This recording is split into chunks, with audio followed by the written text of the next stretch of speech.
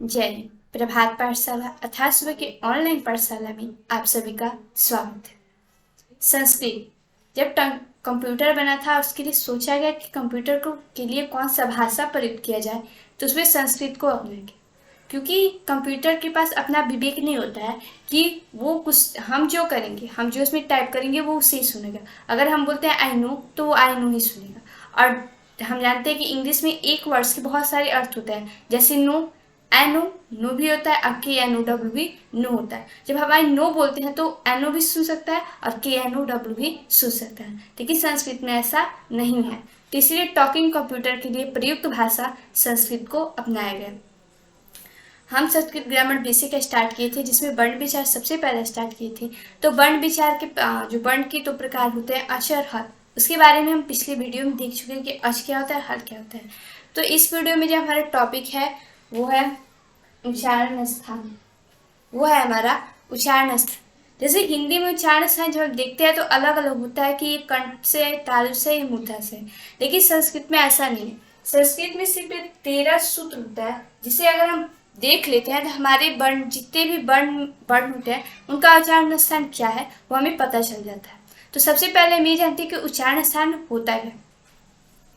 तो हम जानते हैं कि जब हम बोलते हैं तो जो आवाज़ निकलती है वह हृदय से निकलती है। तो हृदय से जो भी प्राण वायु निकलती है हमारे मुख पे ध्वनि यंत्र से टकरा कर निकलती है, और वही जहाँ से वो टकरा के निकलती है वही स्थान उसका उच्चारण स्थान कहलाता है। ध्वनि यंत्र क्या होता है, तो हमारे कंठ से लेके और ओष्ठ के बीच में 5 ध्वनि यंत्र है। कंठ, तालु, मूर्धा, दंत और ओष्ठ, ये 5 ध्वनि यंत्र होते हैं।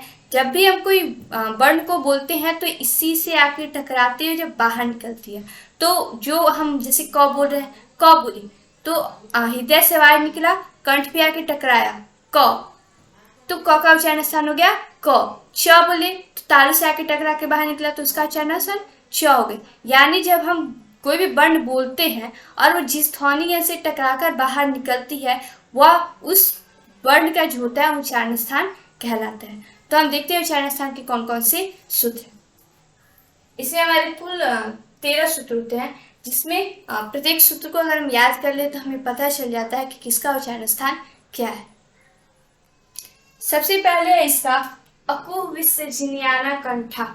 अकु विसर्जनियाना कंठा यानी कंठ से क्या क्या बोला जाता है, कौन कौन से वर्ण कंठ से बोला जाता है, वो सारे इस सूत्र में, इस जो शब्द है इसमें समाहित हो गए। हम इसमें से अलग अलग निकाल सकते हैं कि कौन किस सूत्र, जैसे अ,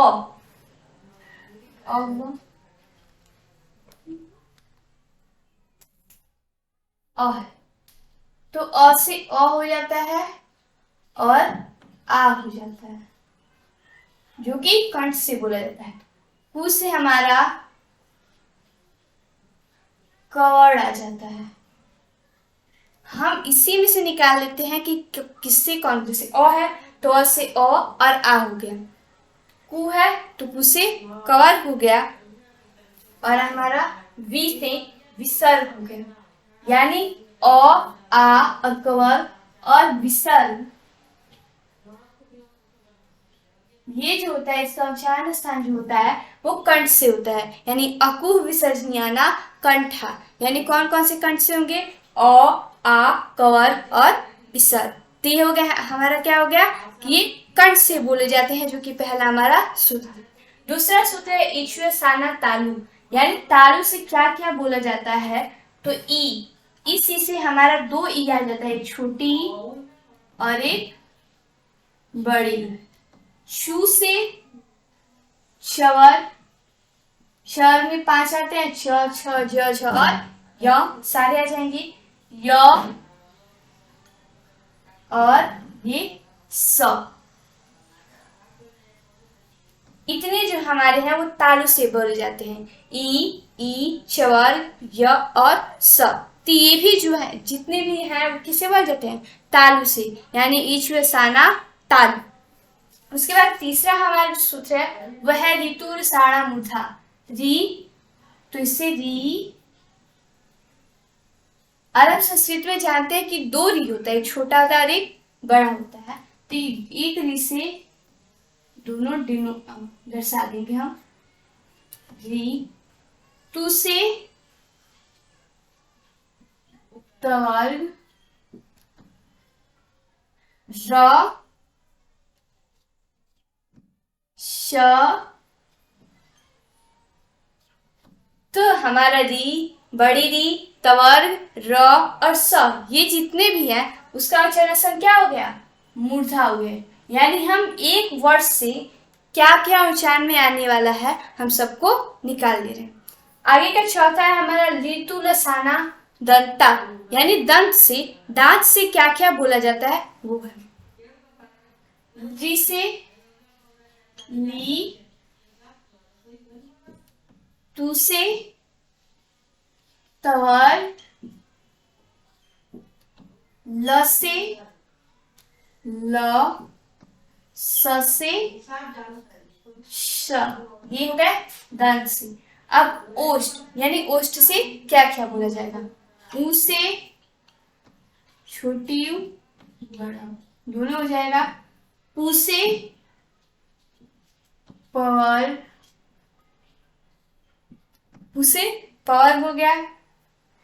और हम जब पाणिनि के वर्णों का देखें कौन कौन से वर्ण होते हैं तो जानते हैं कि पाणिनि के अनुसार जो वर्णों की संख्या है वो 64 है। तो उसी में 2 होता है क उपधमन और प, तो उनका उच्चारण नष्ट में आ जाएगा, लेकिन हम यहाँ पे उसकी चर्चा नहीं करेंगे। उसके बाद है नासिका, यानी नाक से कौन कौन सी बोली जाती है।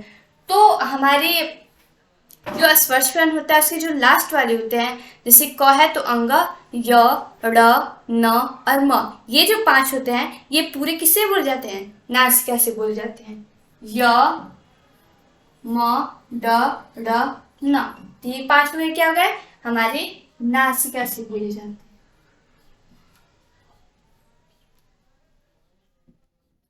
ल और न।